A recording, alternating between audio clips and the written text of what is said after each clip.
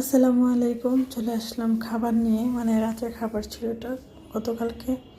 তো আমি কখনো বোম্বা মরিচটা খাইনি, মানে বোম্বা মরিচের যে একটা ঘ্রাণ আসে সেটা আমি নিতে পারতাম না। বাট আজকে আর কি খাবার খেতে বসে সেটা টেস্ট করার জন্য নিয়েছিলাম, আর এতটুকু আমার মেয়ে খেয়েছে। লেবুর রস এবং এখানে বোত্তা শাক যেটাকে বলা হয় সেটা আলু দিয়ে রান্না করেছিলাম। আসলে খাবারটা খেতে মাশাআল্লাহ এত ভালো লাগছিল, তৃপ্তি করে খাওয়া হয়েছে আমার। আমি শাক অনেক পছন্দ করি, আর আজকে খাবারের ভিতরে আমার পছন্দের দুইটা শাকই ছিল।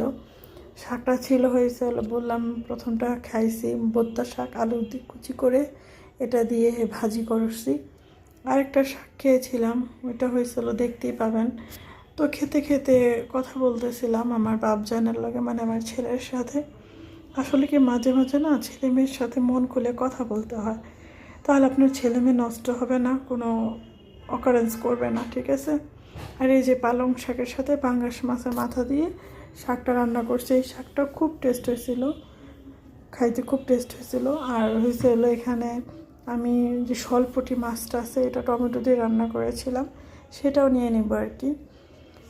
আর আমি ভাত আর নিইনি, যতটুকু পরিমাণ ভাত নিয়েছিলাম এটার ভিতরে আমি খাবারটা কমপ্লিট করেছি, যা বলতেছিলাম।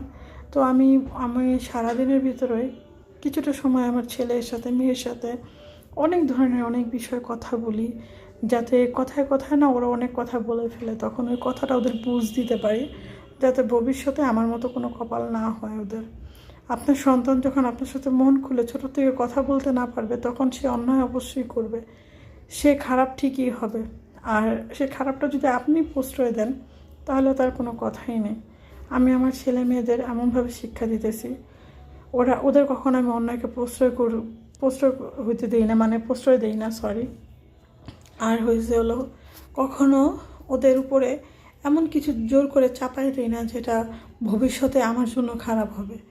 আমি সর্বপ্রথম ওদের মনের কথা শুনি, আমি ডাক দিয়ে সামনে বসাই, জিজ্ঞেস করি কী হয়েছে, কোনো মন খারাপ থাকলে আমি জিজ্ঞেস করি।